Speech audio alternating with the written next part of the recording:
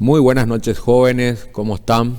Que el Señor les bendiga. Ya estamos aquí en la iglesia Casa de Oración de Ciudad del Este. Estamos en el salón desde la iglesia juvenil para compartir juntos la bendita palabra de Dios. Amén. Vamos a seguir nuestra serie. Nuestra serie lleva por título Jóvenes frente al nuevo orden mundial.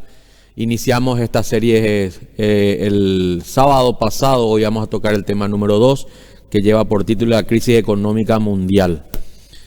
Hermanos, es importante hablar de esto en este tiempo y considero que el Señor está poniendo en el corazón del liderazgo de la iglesia estos temas. Y como decía la semana pasada, iniciamos esta nueva serie y lo estamos haciendo en base a la necesidad que la iglesia tiene de comprender desde una perspectiva bíblica, de un ángulo bíblico, los sucesos actuales, todo lo que está ocurriendo en el mundo. Dios no nos dejó sin respuesta.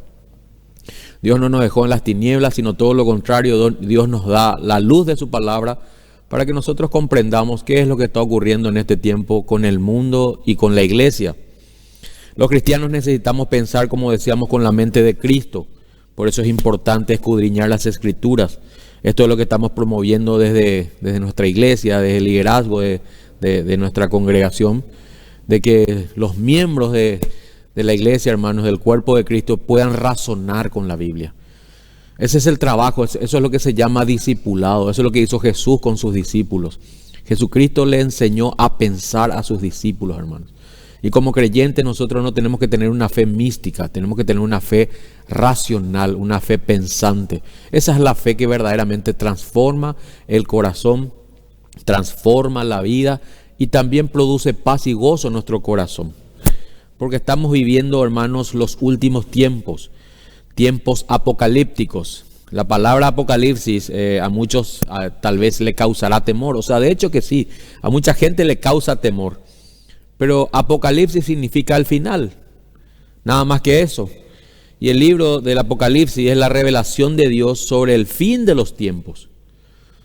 Este libro no fue escrito, hermanos, para que nosotros temamos, sino todo lo contrario.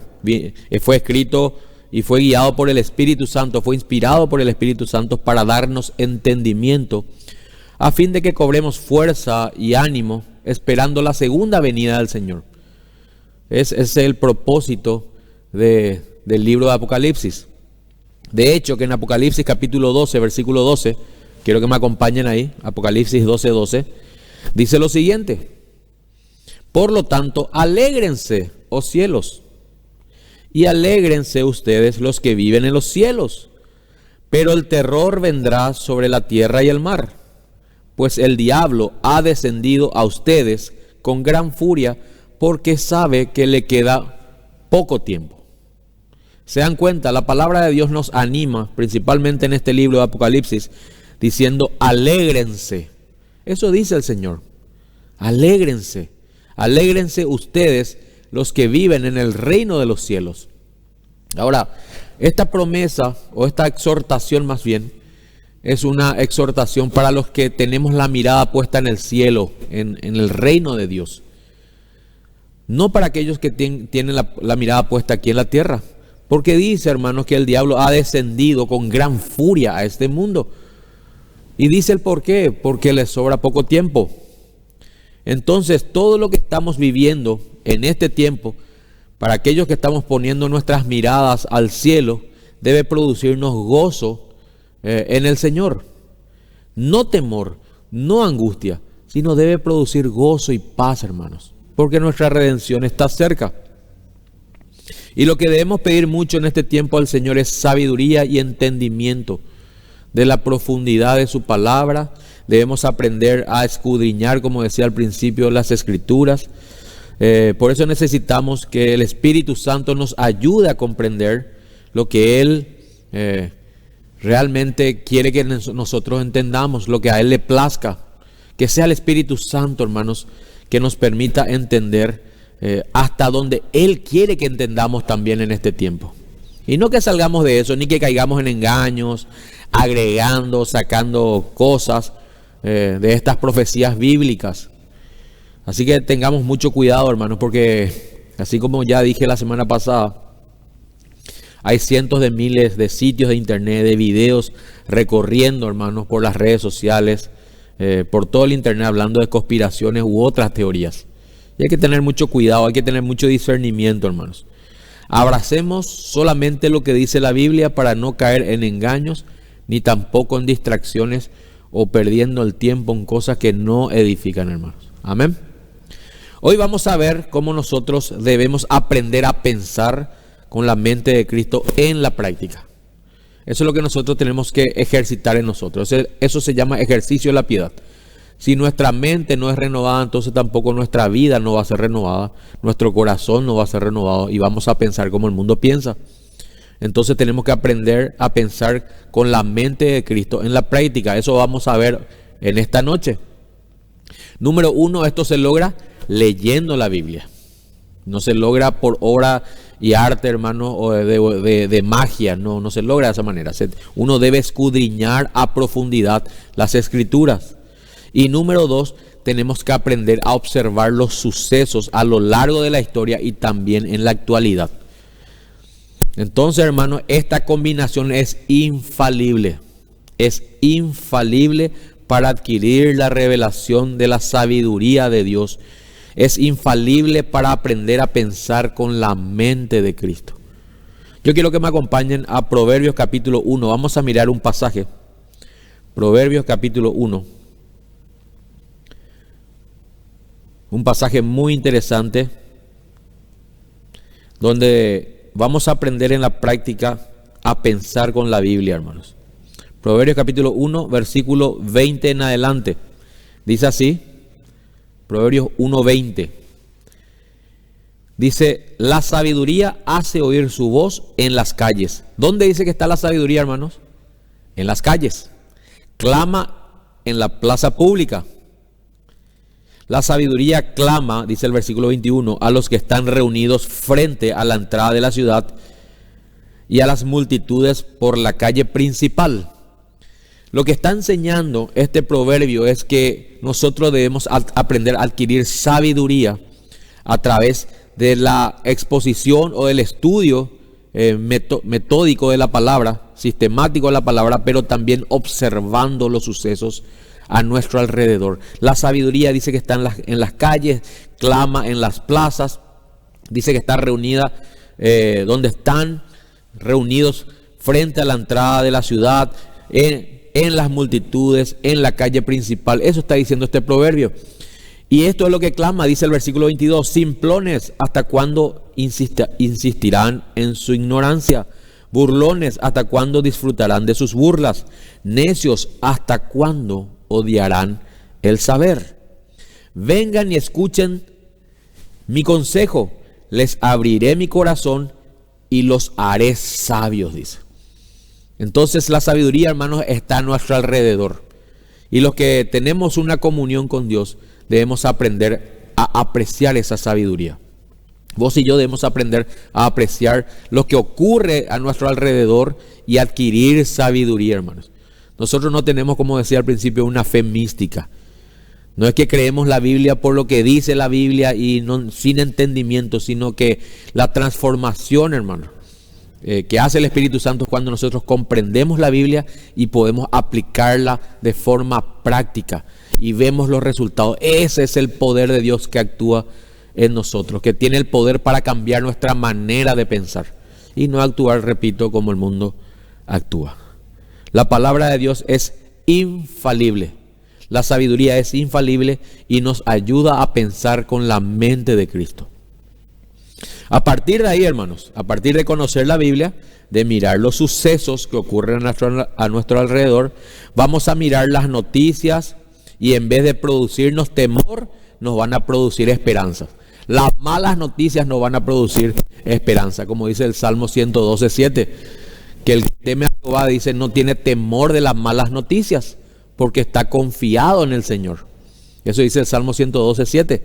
Entonces, cuando nosotros tenemos esta combinación de escudriñar las Escrituras y de poder discernir, observando los sucesos a nuestro alrededor, eso en vez de producirnos temor, produce esperanza. Vamos a hacer una prueba, amén. Vamos a llevar esto a la práctica. Por ejemplo, ¿Por qué decimos que es necesario que el mundo sufra una crisis económica para la instalación del nuevo orden mundial? ¿Esto es algo que nació en el corazón del hombre? ¿Es algo que se nos ocurrió a nosotros? ¿O realmente estamos caminando, hermanos, hacia un nuevo orden mundial? ¿Qué dicen las Escrituras?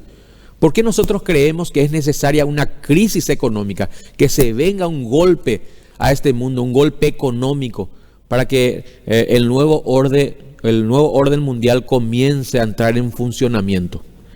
Ahí en Apocalipsis, capítulo 13, versículo 16, vamos a mirar por qué es necesario que el nuevo orden mundial comience con una fuerte crisis económica. Dice así Apocalipsis 13, 16, además exigió que a todos, hablando de la bestia, pequeños y grandes, ricos y pobres, libres y esclavos, se les pusiera una marca en la mano derecha o en la frente, la marca de la bestia, dice el versículo 17. Y nadie, dice, podía comprar ni vender nada sin tener esa marca, que era el nombre de la bestia o bien el número que representa su nombre. Aquí se requiere sabiduría, lo que estábamos hablando en principio. Se requiere entendimiento, un entendimiento de parte de Dios. Eso es la sabiduría. El que tenga entendimiento, que resuelva el significado del número de la bestia, porque es el número de un hombre. Su número es 666. Ahora, mucho tiempo hemos perdido tratando de descifrar quién es la bestia, quién es el anticristo, en qué momento hará su aparición, en qué fecha terminará o llegará al fin del mundo, hermanos. Y hemos perdido mucho tiempo con esas conjeturas, esas teorías que no nos han llevado a nada más que a perder tiempo. Por eso dice el versículo 18, aquí se requiere sabiduría. Lo que el autor del libro del Apocalipsis, en este caso el apóstol Juan, hermanos, está rogando es que tengamos entendimiento de qué es lo prioritario, qué es lo que debemos fijarnos. Y en este punto está hablando, hermanos, que es necesario que se venga una gran crisis económica al mundo, ¿verdad? Para que el nuevo orden mundial se instale. Eso es lo que la Biblia está exponiendo. Porque la marca del anticristo, atiendan bien, la marca del anticristo es una marca económica. Dice, nadie podrá comprar ni vender nada. Nadie va a poder, hermanos, comercializar nada. Ahora, atiendan bien. El mundo en el cual nosotros estamos transitando hoy en la actualidad nos está llevando, hermanos, al rubro del comercio. Fíjense que mucha gente ha perdido o han perdido sus trabajos en este tiempo.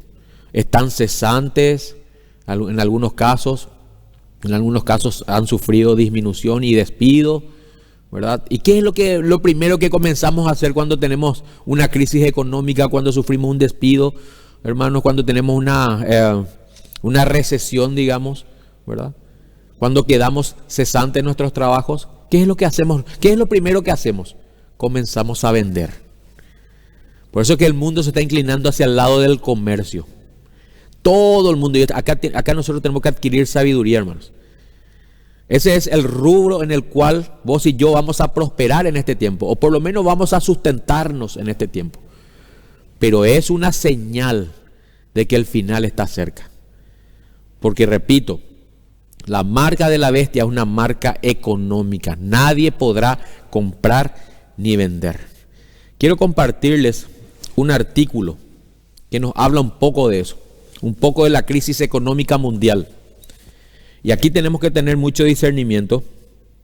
Yo no sé si se han dado cuenta que cuando se pasan las estadísticas, por ejemplo, de la cantidad de muertos que hay por causa de esta supuesta pandemia, de este virus, ¿verdad? Del coronavirus, nos pasan en números vivos. Por ejemplo, nos dicen, en los Estados Unidos murieron hoy más de 35,000 personas. En el Brasil murieron más de 20,000 personas. En España murieron 5,000 o 6,000 personas. En todo el mundo, hermanos, murió mucha gente de causa del coronavirus, y es una gran verdad. Pueden ser puede ser por causa del virus, como pueden ser enfermedades ya colaterales. Es una verdad, hay gente que está muriendo, eso no podemos negarlo. El virus es verdad, es verdadero. Lo que es irreal es que se haya convertido en una pandemia, hermanos. Y vamos a mirar por qué decimos eso. Lo que está generando esta crisis sanitaria mundial en realidad es buscar un déficit o una crisis económica mundial. Les quiero leer este artículo, dice lo siguiente: el 15 de septiembre de 2008 se inició una crisis económica que se conoció como la Gran Recesión del 2008.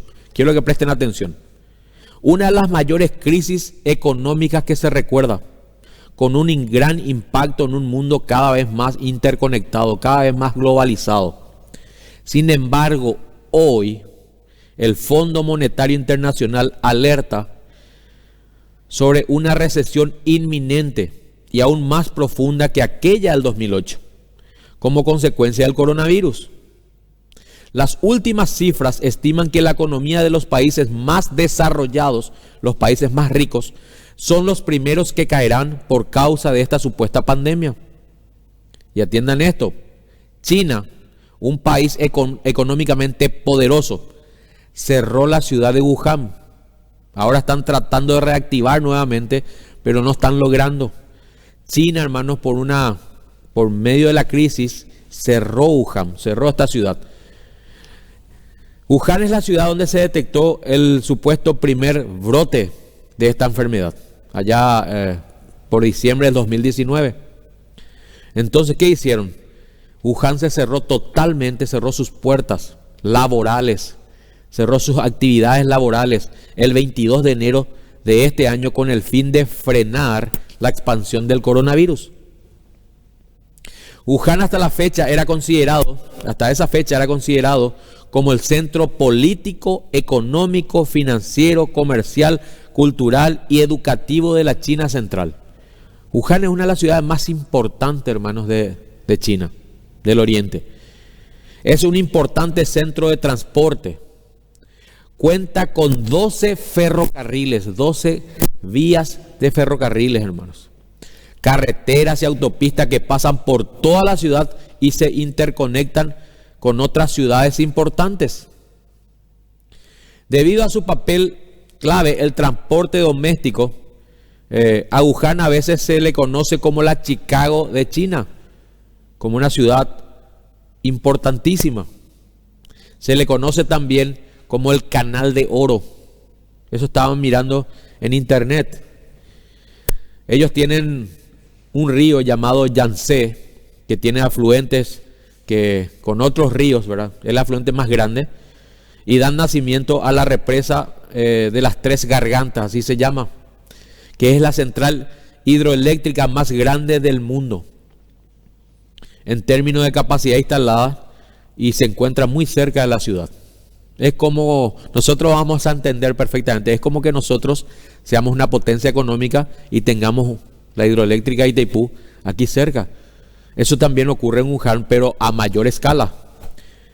Wuhan cuenta con 3 zonas de desarrollo nacional, 4 parques de desarrollo científico, 4 parques también de desarrollo tecnológico, más de 350 institutos de investigación, 1.656 empresas de alta tecnología, numerosas incubadoras de empresas e inversiones de 230 empresas a nivel mundial, además de 3.000 industrias donde trabajan 11 millones de empleados en un área de 8.450 kilómetros cuadrados. 11 millones de empleados en un área tan pequeña. Nosotros somos casi 8 millones de habitantes en un área de 450.000 kilómetros cuadrados aproximadamente, aquí en Paraguay. Ahora, por su parte, también Wuhan alberga múltiples institutos notables de educación, de una educación superior, incluida la Universidad de Wuhan, que ocupó el 3er lugar a nivel nacional en el 2017, y la Universidad de Ciencia y Tecnología de Hwasong. O sea, podemos discernir, hermanos, la repercusión económica que generó a partir de ahí la crisis del coronavirus. Todo Wuhan paró, hermanos. 11 millones de habitantes quedaron cesantes durante 3 meses.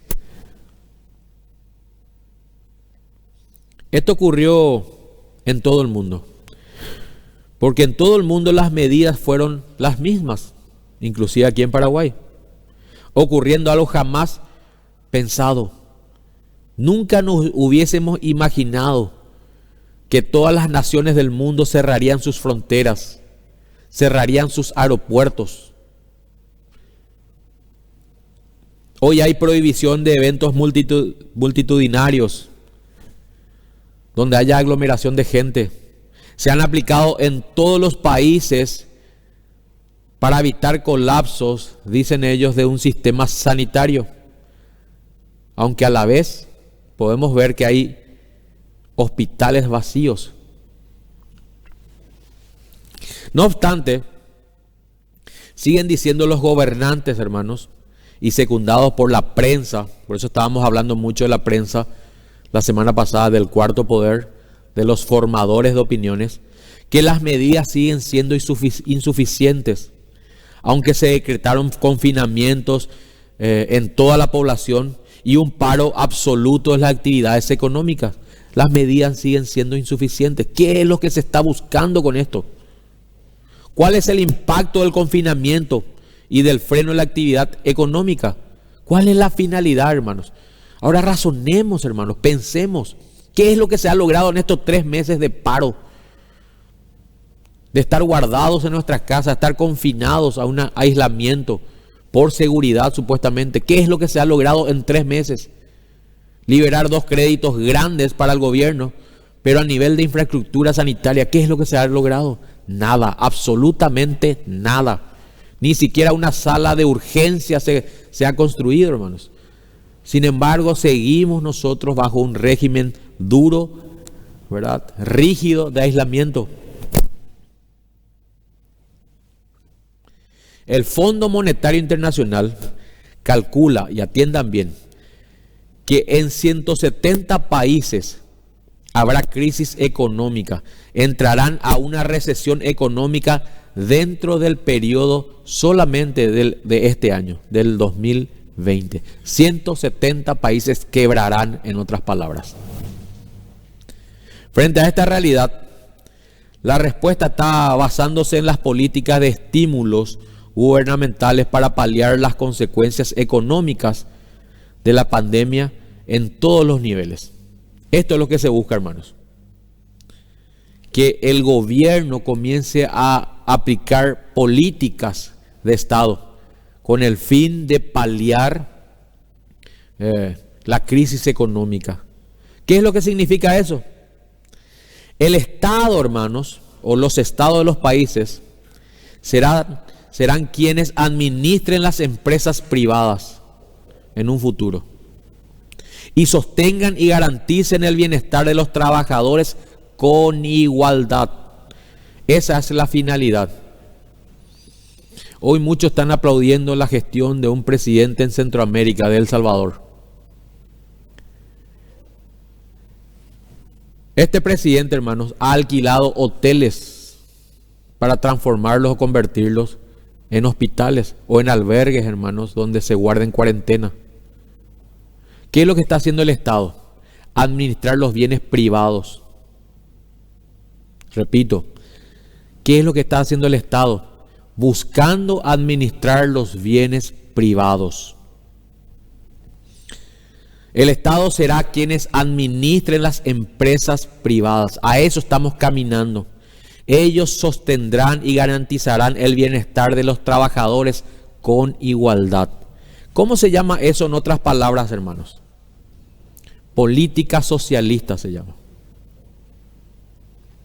El socialismo es una corriente, una ideología política que profesa la igualdad entre todos los habitantes. Las decisiones sanitarias han venido acompañadas de medidas de contingencia para evitar el deterioro económico y garantizar el bienestar social. ¿No es eso lo que está ocurriendo en nuestra nación? Como nadie trabaja, el gobierno está dando subsidios económicos. Por ejemplo, Gobiernos como el español han restringido el despido y debaten la implantación de una renta mínima para cada habitante de la nación. En España están manejando esto, hermano, están estudiando esta posibilidad. Estas medidas han sido acompañadas de otras más específicas, como bonos de obtención de alimentos, créditos avalados por el Estado, gestión pública de la sanidad privada y moratoria en los pagos de los servicios básicos. ¿No les parece familiar esto que está ocurriendo en España? Principalmente esto de los bonos para obtención de alimentos. ¿Cómo le llamamos nosotros aquí en Paraguay? Pitibó, ñangarecó, ¿verdad? Pitibó está siendo financiado por el Ministerio de Hacienda y ñangarecó por la Secretaría de Emergencia Nacional. Ahora, si nosotros salimos a las calles y le preguntamos a la gente, hermanos, ¿verdad?, ¿cómo está recibiendo el subsidio o de dónde proviene? Ellos no tienen ni idea, o la mayoría no tienen ni idea de dónde están recibiendo. Lo único que saben que es del gobierno. Y están contentos, eso es lo peor. Muchos están contentos de recibir su 500.000 quincenal, sus pagos, están pendientes de esos subsidios, sin discernir lo que se está gestando por detrás. Créditos avalados por el Estado. Siguiente paso. Me llegó un flyer en esta semana, hermanos. Quiero comentarles esto. Una publicidad de un banco de plazas, ofreciendo créditos blandos a partir de 5 millones, direccionados a emprendedores y microempresarios, con una tasa de 8,5 anual, 8,5% anual. Imagínense, hermanos. Y con el primer pago aquí a 6 meses. Algunos ya habrán recibido esa oferta o esa propuesta. Algunos bancos de plaza ya están poniendo sobre el tapete. Bajaron de un promedio de 28% que era el interés anual a 8,5, hermanos. Y el primer pago se paga aquí a 6 meses. Pero lo más curioso es que bien abajo de ese anuncio que me llegó y con letras más pequeñas decía, con la garantía de FOGAPI, decía. ¿Qué es FOGAPI? Es el Fondo de Garantía del Paraguay. Es una secretaría, hermanos, de garantía. Investiguen lo que es el FOGAPI.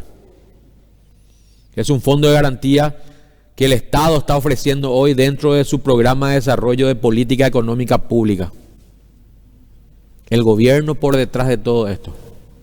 Es el Estado detrás de todo esto. Ahora, ¿por qué están haciendo nuestros gobernantes esto, hermanos? Porque tenemos buenos gobernantes, porque están preocupados por el pueblo, porque en realidad les interesa la nación. ¿Habrá algún cristiano que todavía siga creyendo que es así, hermanos? Si hay alguno por ahí, tengo que decirles que necesitan reunirse urgente con Jesús y escuchar estas palabras que Él mismo las enseñó a sus discípulos, ahí en Marcos 10:42. Atiendan qué piensa Jesús de los gobernantes de este mundo, hermano. No son mis pensamientos, son los pensamientos de Jesús. Marcos 10:42. Así que Jesús los reunió a todos. ¿A quiénes les reunió, hermano? A sus discípulos, a aquellos que iban a transmitir el mensaje del Evangelio por todo el mundo conocido en aquel entonces. Dice que Jesús los reunió a todos y les dijo: ustedes saben que los gobernantes de este mundo tratan a su pueblo con prepotencia y los funcionarios hacen alarde de su autoridad frente a los súbditos. Esto el Señor Jesús les enseñó a sus discípulos. Si todavía crees que los gobernantes de este mundo están trabajando por el bienestar de nuestra nación, por el bienestar de este mundo, los habitantes de este mundo, estás en un engaño. Ellos están trabajando para saciar sus propios vientres y son los gobernantes de este mundo los que tratan a su pueblo con prepotencia y a sus funcionarios hacen alarde de su autoridad frente a sus súbditos. Eso es lo que Jesús piensa de los gobernantes de este mundo. Lo que los gobernantes de nuestra nación están haciendo es prepararnos de manera sutil a que nos sometamos voluntariamente a una política de izquierda. Eso es lo que se está avisorando, hermanos. ofreciendo subsidios, crédito blando, avalando y garantizando préstamos de microempresarios para que el pueblo viva en paz económicamente. No hay mayor turbación que una crisis o sufrir una crisis económica. Cuando nuestras finanzas no va bien. Por eso que el anticristo dice, hermanos, que cuando haga su aparición, reinará por 3 años y medio y traerá una paz la cual nunca hubo antes. Una prosperidad, hermanos. Todo esto está preparando, hermanos, el escenario para que el anticristo haga su aparición. Y los gobernantes de nuestra nación están pavimentando este camino para que el mundo entero, inclusive muchos cristianos, abracen el nuevo orden mundial. Por eso, mi querido joven, quiero alertarte sobre esto. Queremos alertarte sobre esto. Y Dios quiere alertar a la iglesia sobre lo que está ocurriendo en el mundo. Repito, no para que nosotros tengamos miedo, no para que nosotros tengamos temor, no para que nosotros salgamos a las calles a manifestarnos y a hacer marchas. No es para eso. Sino para que nosotros nos preparemos, que entendamos lo que está ocurriendo en este mundo, hacia dónde vamos caminando, que podamos aprovechar esta corriente comercial fuerte que se viene para poder tener nuestro sustento, pero entendiendo que el final está cerca, que la segunda venida del Señor está cada vez más cerca. Los gobernantes de este mundo nos están adoctrinando y nos están preparando de manera sutil para que nosotros nos sometamos voluntariamente a una política de izquierda que tiene una agenda a desarrollar muy amplia. En esa agenda, hermanos, también figura la ideología de géneros, el matrimonio igualitario,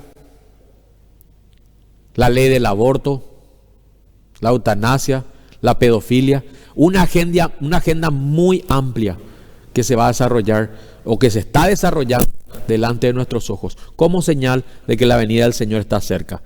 Los gobernantes de este mundo nos están adoctrinando sutilmente, están adoctrinándonos sutilmente a nuestras mentes, a las mentes de miles de millones de personas en todo el mundo y entre ellos, repito, a muchos cristianos para que aprueben voluntariamente todas las decisiones que se tomen de aquí al futuro. Por eso que si vos sos cristiano, si vos sos cristiana y seguís pensando que los gobernantes están trabajando para protegerte o para servirte, estás engañado. Tu mente ha sido tomada por el engaño de este mundo.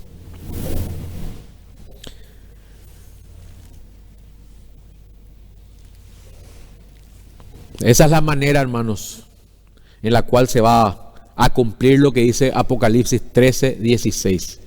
Y sin darse cuenta, muchos, pequeños y grandes, ricos y pobres, esclavos y libres, sin excepción formarán parte de forma voluntaria del nuevo orden mundial. Vamos a volver a leer lo que dice Apocalipsis capítulo 13, versículo 16. Dice, además exigió a todos, pequeños y grandes, ricos y pobres, libres y esclavos, se les pusiera una marca en la mano derecha o en la frente.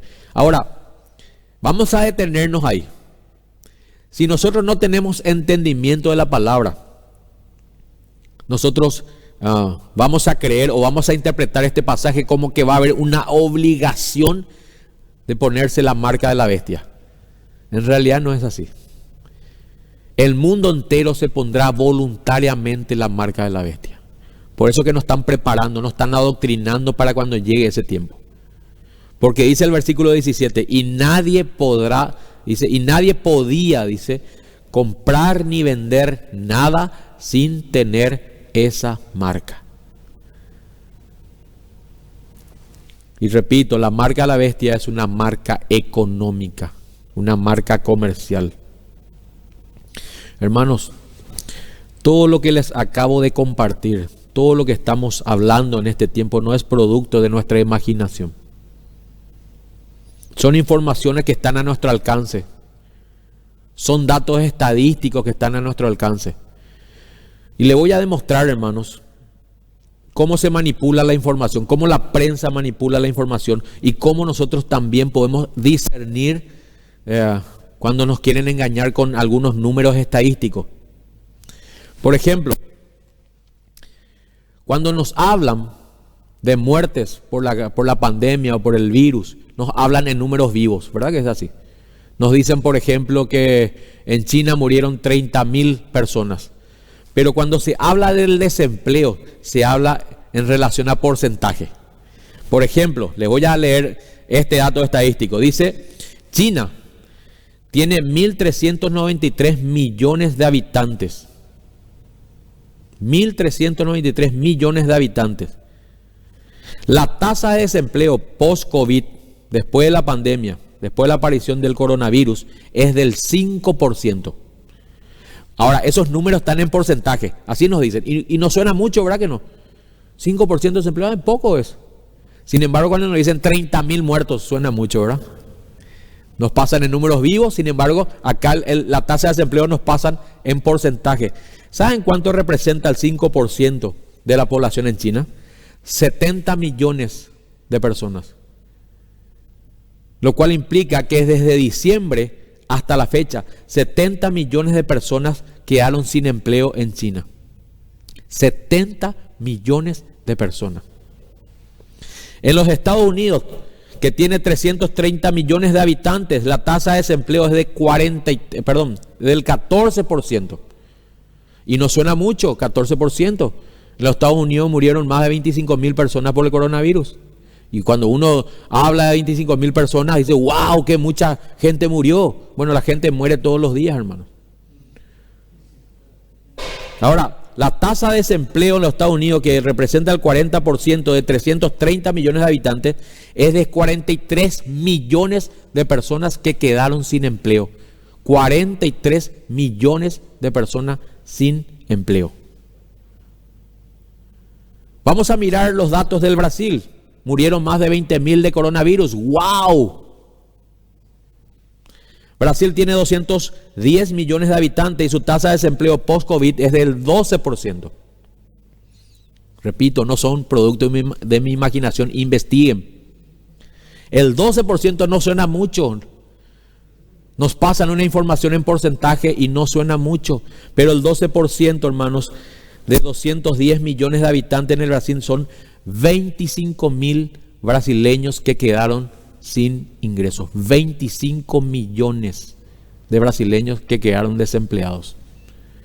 Penosamente no tenemos estadística en Paraguay de cuánta gente quedó desempleada. No hay información en internet. Busqué muchísimo y no la encontré, por lo menos yo.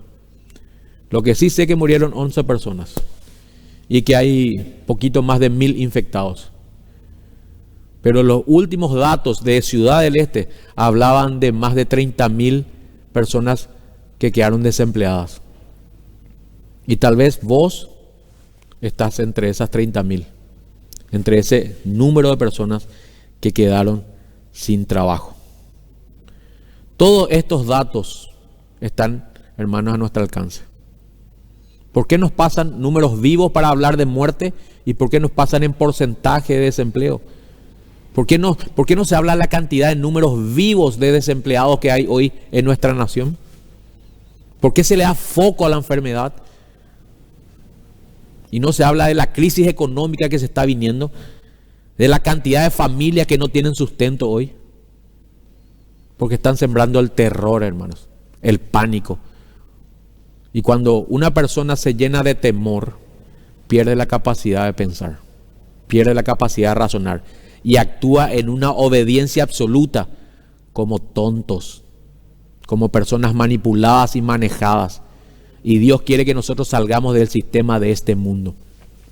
Dios no solamente nos rescató, como dice en Efesios capítulo 2, versículo 1, del infierno, sino nos rescató también de la corriente de este mundo, hermanos. El problema, hermanos, es que perdemos mucho tiempo en distracción y entretenimientos. Y estamos dormidos en nuestros quehaceres, mientras el diablo sigue operando en este mundo, con toda su furia, como leímos al comienzo en Apocalipsis 12:12, porque sabe que el final está cerca. El diablo sigue operando, hermano. Y nosotros ahí engañados por el sistema del mundo que está gobernado por Satanás, creyendo que los gobernantes no sirven y están preocupados por el bienestar de la nación. A veces somos tontos, somos necios. Teniendo la palabra de verdad, pensamos como el mundo, hermano. Entonces, ¿qué es lo que debemos hacer los cristianos? ¿Cuál debe ser nuestra postura hoy? ¿Cómo debe comportarse la iglesia? ¿Cómo debemos comportarnos los hijos de Dios? Y principalmente los jóvenes, para no abrazar el nuevo orden mundial. Número 1, dejar que Dios nos renueve la mente con su palabra. Así como dice Romanos capítulo 12, versículo 2. Debemos dejar que Dios nos renueve nuestro entendimiento. Que no nos conformemos a este mundo, como dice en Romanos 12, 2. Sino que nos renovemos en el espíritu de nuestra mente, que cambiemos nuestra manera de pensar, que dejemos que la palabra de Dios transforme nuestra manera de pensar. Increíble es cómo podemos escuchar cualquier información y dejamos que afecte nuestra mente. Cualquier mentira escuchamos, cualquier engaño, y dejamos que toque y transforme nuestra manera de pensar. Pero leemos la palabra de Dios y nos oponemos a ella. Eso trae condenación. Una condenación eterna y una condenación a vivir engañados el resto de nuestra vida aquí. Debemos dejar que nuestros pensamientos se vayan renovando, nuestra mente se vaya renovando, el espíritu de nuestra mente se renueve por medio de la palabra de Dios. ¿Para qué dice? Para comprender la buena voluntad de Dios, agradable y perfecta. Romanos capítulo 12, versículo 2. Y segundo, jóvenes, hermanos, hermanas, cristianos, hijos de Dios, debemos aprender a confiar económicamente de Dios. Si nosotros no trabajamos en esto, hermanos, vamos a terminar abrazando lo que es el nuevo orden mundial. Mateo 6:25, quiero compartirles estos últimos textos antes de terminar el mensaje. Mateo 6:25, un pasaje que Jesús enseñó a sus discípulos en el Sermón del Monte. Y es un principio básico, es el ABC para todo cristiano.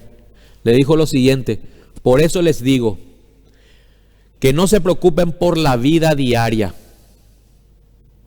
si tendrán suficiente alimento y bebida, o suficiente ropa para vestirse. ¿Acaso no es la vida más que la comida y el cuerpo más que la ropa? Jesús, hermano, estaba adoctrinando a sus discípulos con relación a las finanzas, a cómo debían manejarse con el dinero. ¿Cuál debía ser la relación de ellos con el dinero? ¿Cuál debe ser la relación nuestra con las finanzas? Porque nadie puede servir a dos señores, porque estimará a uno y aborrecerá al otro, dice. Nadie puede servir a Dios y a las riquezas.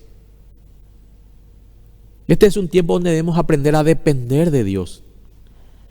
Es impresionante cómo podemos leer tantas veces este pasaje de Mateo capítulo 6, versículo 25, y entender en el momento, pero de igual forma seguir afanados por el futuro. Dios estuvo mostrándome el corazón, mi corazón primeramente, y el corazón de sus hijos, de cómo nosotros podemos meditar en este pasaje cuando el Señor Jesús le dice: no se preocupen por la vida diaria, no se preocupen por el alimento, no se preocupen por la bebida, por la comida, por la ropa. ¿Acaso no es la vida más que la comida y el cuerpo más que la ropa? No se preocupen, dice el Señor. Y entendemos, es increíble cómo podemos entender al mirar este pasaje. Yo estoy seguro que estás comprendiendo y estás tomando con fe esto.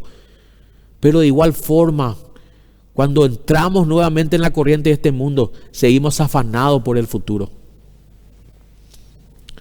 Cuando yo tenía 6 o 7 años de edad, sufrimos una gran crisis familiar. Recuerdo que tuvimos que abandonar la casa donde vivíamos. Era una casa muy linda. Yo había llegado a la escuela con mis hermanos y habían unos hombres sacando. Yo tenía, hermano, era un niño, ¿verdad? No entendía mucho lo que estaba sucediendo. Habían unos hombres sacando todas nuestras cosas, cargando un camión. Y le pregunté a mi mamá por qué estaban haciendo eso. ¿Qué estaba sucediendo? Yo estaba entendiendo que había problemas económicos. Hasta ahí llegaba mi entendimiento. Y como yo siempre fui gordito, rellenadito, solo pensaba en comer. Esa era mi única preocupación. Solo quería comer. Entonces le dije a mi mamá en ese momento: mamá, ¿y qué vamos a comer ahora? ¿Quién nos va a cuidar? Y quizá ella no sepa, ¿verdad? Pero me dio creo que la mejor enseñanza que pudo darme. Me dijo, hijo, yo me acuerdo estaba sentado así en el cordón de la vereda. No recuerdo exactamente qué edad tenía, pero era muy chico. Y me hizo esta pregunta: ¿quién crees que le alimenta a los gusanitos, a los insectos que están o que viven debajo de las piedras? Y no sé, le dije yo. Ella me dijo: Dios. Nosotros no éramos una familia cristiana. Mi mamá siempre buscaba de Dios, pero no éramos una familia así cristiana. Ella me dijo: Dios. Sí, Dios cuida de ellos, me dijo. Y si cuida de ellos, también va a cuidar de nosotros. Fue lo único que me dijo en ese momento. Mi mamá me enseñó a los 7 años aproximadamente que yo tenía en esa época lo que Jesús le enseñó a sus discípulos. Le dio el mismo principio, ahí en Mateo capítulo 6, versículo 26. Dice lo siguiente: miren los pájaros. No plantan ni cosechan ni guardan comida en graneros, porque el Padre Celestial los alimenta. ¿Y no son ustedes para Él mucho más valiosos que ellos? Mi hermano, esta pregunta de Jesús tiene una respuesta, hermano. Dios cuida a sus hijos, Dios sustenta a sus hijos. No fue nunca tu trabajo, no fue nunca tu salario, no fue nunca tu sabiduría, no fue tu habilidad para comercializar, no fueron nunca tus fuerzas las que sostuvieron y te mantuvieron hasta hoy día. Si hoy tenés pan, tenés un techo, tenés abrigo, es porque Dios en su misericordia te cuidó. Y te va a cuidar siempre. Dios cuida a los suyos. Dios cuida a sus hijos. Si cuida toda la creación, si sustenta toda la creación, ¿cuánto más hará con nosotros? El Señor Jesús termina esta sencilla exposición, hermanos, hablando de la naturaleza y del cuidado que Dios tiene para con la creación y principalmente con sus hijos, diciendo en Mateo 6:33: busquen el reino de Dios. Busquen el reino de Dios. Joven, busca el reino de Dios por encima de todos los demás y lleven una vida justa, y Él les dará todo lo que necesiten. Esta es una promesa que se va a cumplir en todos los que buscan el reino de Dios y buscan llevar una vida justa. Mis amados jóvenes, Dios cuida de nosotros. Si hoy estás durmiendo a pesar del frío y esta noche, que se viene una noche fresca, tenés una cama, un techo y una cama con frazadas y edredones y vas a dormir calentito, dale gracias a Dios porque Él te cuida. Si vas a compartir la cena con tu familiar, con tus padres, con tus hermanos, que tu oración sea sincera y que cuando le digas a Dios gracias por el sustento, creas en tu corazón que Él te sustenta. Que no hagas una oración religiosa, sino una oración que declare adoración y gratitud a Dios por el sustento diario. Dios nos cuida, jóvenes. Dios nos cuida, mi hermano. Dios nos cuida, mi hermana. Dios cuida de sus hijos. Dios siempre te cuidó y Dios siempre te va a cuidar. No teman ninguna circunstancia. No teman lo que está ocurriendo en este mundo. Confíen en el Señor. Busquen su reino. Esfuércense por entrar por la puerta estrecha y por sobre todo, esfuércense por llevar una vida justa. Para terminar, quiero compartirles lo que dice el Salmo 37, 23. Salmo 37, 23. Dice el Señor: el Señor dirige los pasos de los justos. ¿De quién dirige el Señor? ¿De quién dirige el Señor los pasos? Dice: de los justos. Se deleita en cada detalle de su vida. Qué tremendo, ¿verdad, hermanos? Dice el 24: aunque tropiecen, nunca caerán, porque el Señor los sostiene de la mano.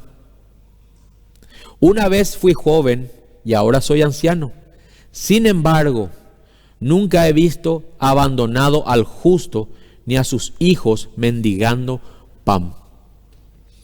Qué tremenda promesa es esta del Señor, que no solamente promete sustentarnos a nosotros, sino también sustentar a nuestros hijos. Debemos vivir una vida recta, una vida justa. Debemos buscar el reino de Dios, su justicia. Las demás cosas, dice, vienen por añadidura. Y dice el versículo 26. Estamos en el Salmo 37, 26. Los justos siempre prestan con generosidad, y sus hijos son una bendición. Aléjate del mal y haz el bien, y vivirás en la tierra para siempre. 28. Pues el Señor ama la justicia y nunca abandonará a los justos. Fíjense, hermanos, nunca abandonará a los justos. Los mantendrá a salvo para siempre, pero los hijos de los perversos morirán. Los justos ofrecen buenos consejos, enseñan a diferenciar entre lo bueno y lo malo. Han hecho suya la ley de Dios, por eso nunca resbalarán de su camino. Hay una promesa para nosotros, para los hijos de Dios. Es su cuidado, hermanos. Dios promete cuidar a su pueblo. Dios siempre cuidó y sustentó a su iglesia, hermanos. Y en este tiempo, más que nunca, nosotros necesitamos confiar en el Señor. Necesitamos saber que Dios suplió lo primordial, lo primero en nuestra vida. Suplió nuestra necesidad espiritual. Porque estábamos vos y yo caminando rumbo al infierno. Y Dios envió un cordero. Envió al cordero que quita el pecado de este mundo. Envió a su Hijo Jesucristo a morir por nuestros pecados. Dios ya suplió esa necesidad espiritual. Y dice la palabra de Dios que si Dios suplió esa necesidad espiritual y nos dio a Jesucristo, ¿cómo no nos dará todas las demás cosas junto con Él? Nosotros debemos creer en estas promesas, hermanos. Debemos entregar nuestro corazón a Jesucristo. Debemos cambiar nuestra manera de pensar, desechar el engaño, desechar la mentira y entregarnos a la verdad que hay en Cristo. Amén. Yo te invito en esta noche a que podamos inclinar nuestros rostros y podamos orar con entendimiento al Señor, comprendiendo lo que está sucediendo en este mundo, despojándonos del engaño, del temor, porque eso anhela el Señor, que vos y yo podamos despojarnos y podamos orar, pero orar con fe, orar con convicción. Porque cuando nosotros oramos, cuando su pueblo ora, cuando la iglesia ora, cuando los hijos de Dios oran, cuando los justos, dice, claman, los oídos del Señor están atentos y sus ojos están sobre nosotros, hermanos. Dios nos cuida. Podemos sufrir muchos golpes en este tiempo en nuestra vida, porque vivimos en este mundo. Vamos a sufrir desempleos tal vez. Vamos a quedar cesantes en nuestros trabajos. Va a venir un tiempo de mucha violencia también, de asaltos, de olas de asalto. Y vamos a vernos tal vez afectados muchos de nosotros, conforme a la voluntad soberana de Dios. Pero eso no nos tiene que traer temor ni desánimo, sino que nos tiene que fortalecer, entendiendo que somos parte de este mundo, pero no somos de este mundo, sino que Dios nos sustenta. Y todas las veces que suframos una crisis económica, que suframos, hermanos, por causa del desempleo y de todas las injusticias que se están cometiendo en nuestra nación, debemos entender y entregar nuestro corazón a Cristo, sabiendo que Él va a suplir nuestras necesidades. Si hoy te quedaste sin trabajo, si hoy quedaste cesante, si sufriste violencia por asalto, por robo, lo que haya sucedido en tu vida, yo quiero darte esta palabra de parte del Señor.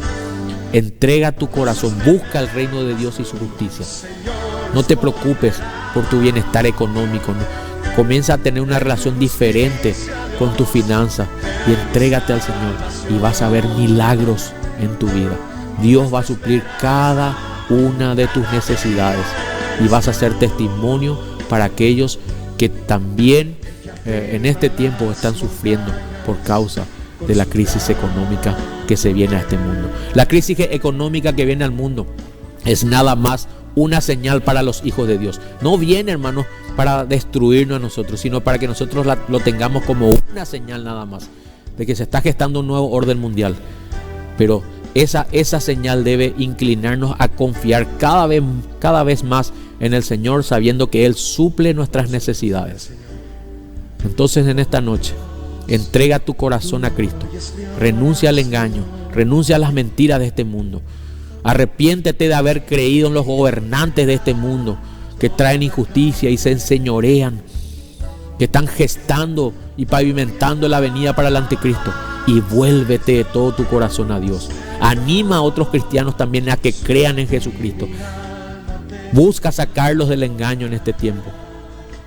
Busca congregarte con cristianos donde hables la verdad con ellos y te animes con la verdad y no caigas en el engaño de este mundo.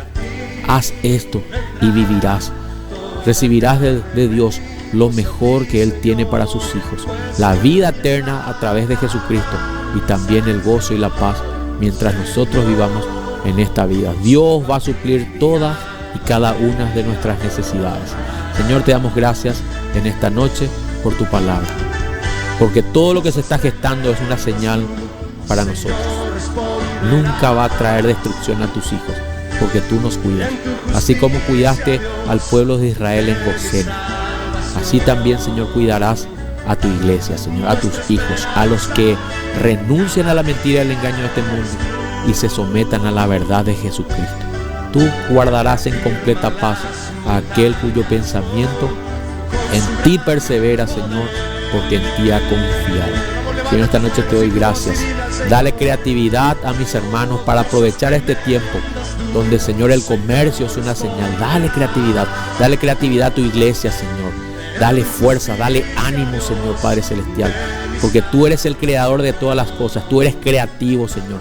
Dale creatividad a tu iglesia para que podamos sustentarnos y sostenernos en este tiempo, Señor, y gozarnos en tu presencia. Ayúdanos a permanecer fiel también, Señor, a ser generosos con tu obra y también con otros hermanos. Ayúdanos, Señor, a ser de bendición, así como dice tu palabra, los justos serán de bendición, Señor. Gracias te damos en esta noche. Bendecimos tu nombre y esperamos tu regreso, Señor Jesús, por tu iglesia. Esperamos ansiosamente y te decimos, ven, Señor, ven. Gracias te damos en el nombre de Jesús. Amén y amén. Que el Señor le bendiga, hermanos, en esta noche y tengan gozo y paz en Cristo. Amén.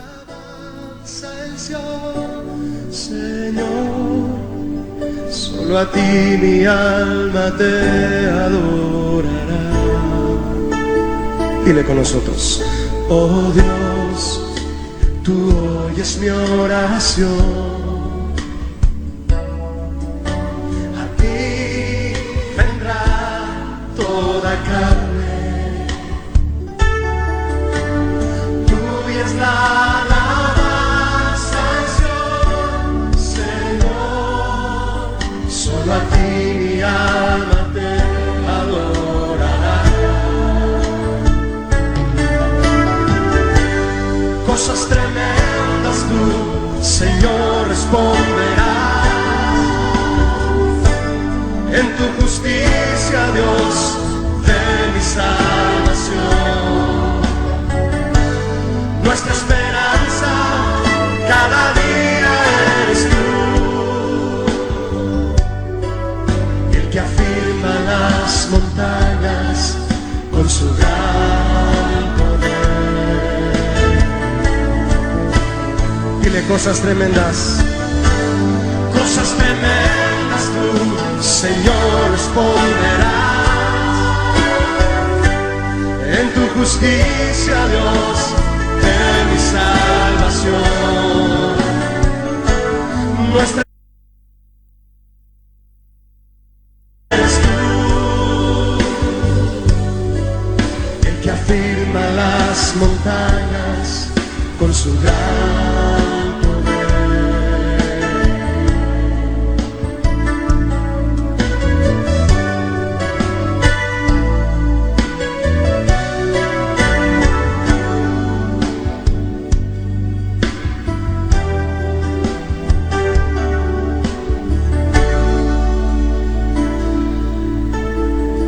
Canta con nosotros, dile al Señor.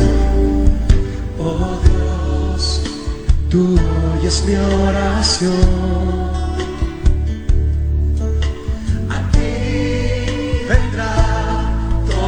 carne.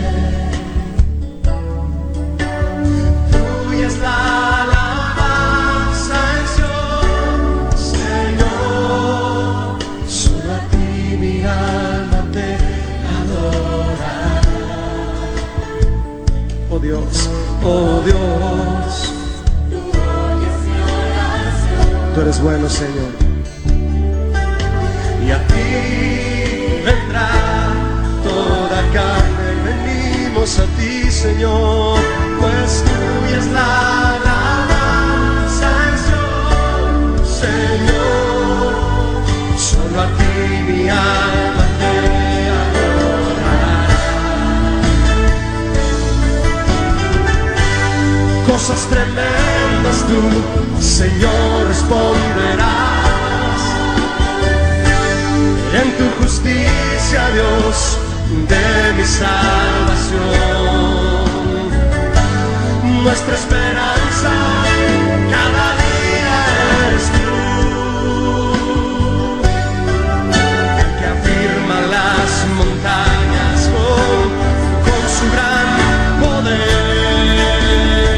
Vamos, levanta tus manos y tu voz y dile al Señor. Oh, cosas tremendas tú, Señor, responderás.